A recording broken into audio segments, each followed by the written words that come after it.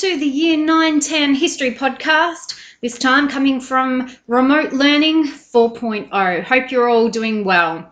So the focus of today's podcast is looking at where World War I was fought, and we're going to start today at the Western Front. So the most, I suppose, common image, if you see, of the trenches, the mud, barbed wire, etc., it's pretty much all these photographs that we've been examining come from the Western Front. And it was really seen as what we call a theatre of war. So throughout this podcast, we're going to talk about different places, or theatres, or locations of war. So at the start of the war, obviously the Germans had gone through Belgium into France, and while there was some resistance from the British and the French stopped them, basically we got to a situation where the Allies weren't able to drive the Germans back. And pretty much by Christmas 1914, there was a bit of a deadlock. So the Germans and the Allies faced each other across a long line of trenches. And that stretched pretty much from one end of Belgium all the way down to the Swiss border. So most historians see the Western Front really as being the defining experience of World War I. We've got new weapons, we've got gas, we've got tanks, everything was introduced there. We have new defensive tactics. We've got machine guns. We've got obviously trenches, barbed wire, and artillery, which really meant that the war became obviously more violent than what we had seen in previous battles. So basically, the Western Front became sort of bogged down, I suppose in a sense, a series of attacks and counterattacks, pretty much achieving not very much in terms of territory gains, but costing millions of lives. So basically what we call, I suppose, the stalemate, if you like. So between 1915 and 1918, there were many, many attempts to break the stalemate of the trench conflict. And these attempts kind of had a pattern. So initially there'd be a long artillery attack, then the opposing trenches would bombard them back, and these could go on for like hours or days. So it was believed that this would kind of force one lot of troops underground, destroying their fortification, basically clearing the way for troops to cross no man's land, which is obviously that narrow strip of land between the two trenches. So pretty much, weighed down with heavy equipment, soldiers, could cross strips of territory to their opponents' trenches. So going through the mud, there were shell holes created. There were obviously this barbed wire, which were obstacles. So really, there was always that possibility that an artillery attack had failed to destroy the enemy.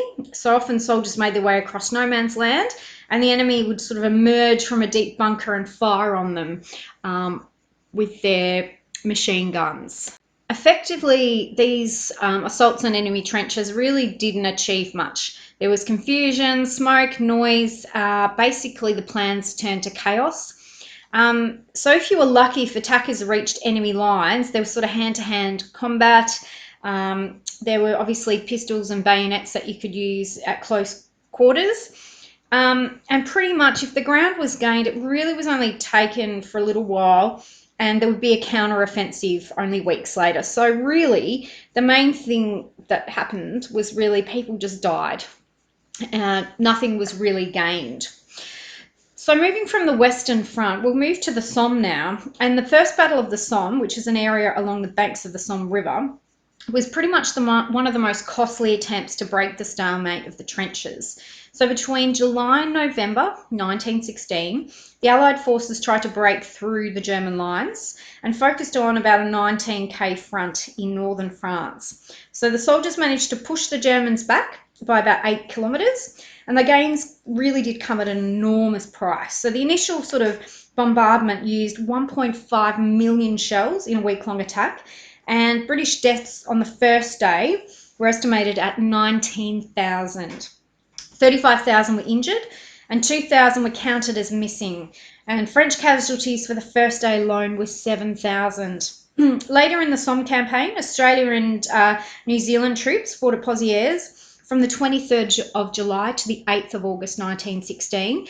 And after making early gains, Australia suffered 23,000 casualties. By the end of the Somme campaign, those figures for the Allies were around 620,000 dead and wounded, and 500,000 for the Germans. So Australians fighting on the Western Front between 1916 and 18 were engaged in a lot of battles that earned more than 50 Victoria Crosses for the soldiers who participated. So that's the highest Commonwealth military honour for valour in the face of the enemy. So Australians again distinguished themselves in battle and earned a reputation for courage and toughness, and especially in 1918 under the leadership of General Sir John Monash.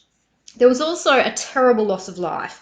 In battles along the Somme and towns such as Passchendaele, Villers-Bretonneux, etc., thousands of soldiers were killed or wounded, often really for little gain, and that futile game of trench warfare.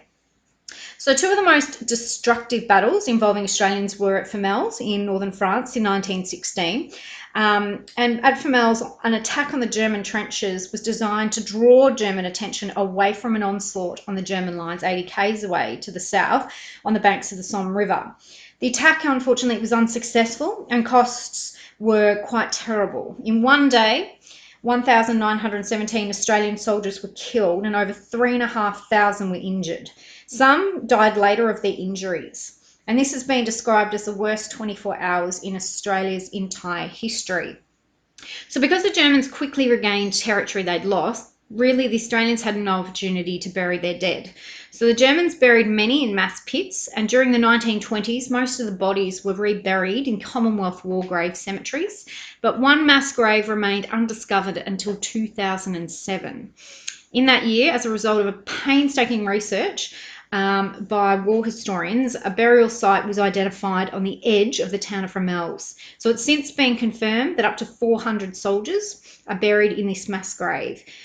So the process of identifying these soldiers and preparing them for burial with full military honours in a newly built cemetery, basically slow and delicate. So up to 75 soldiers have been identified so far with the use of DNA technology.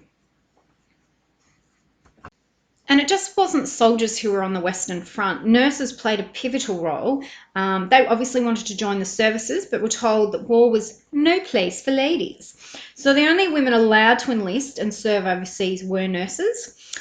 They worked under appalling conditions, especially on the Western Front, where they had makeshift field hospitals. They were set up in the trenches behind lines. And the nurses became known as the Roses of No Man's Land. Over the course of the war, 2,562 Australian nurses joined the AIF, or the Australian Imperial Force, as members of medical units.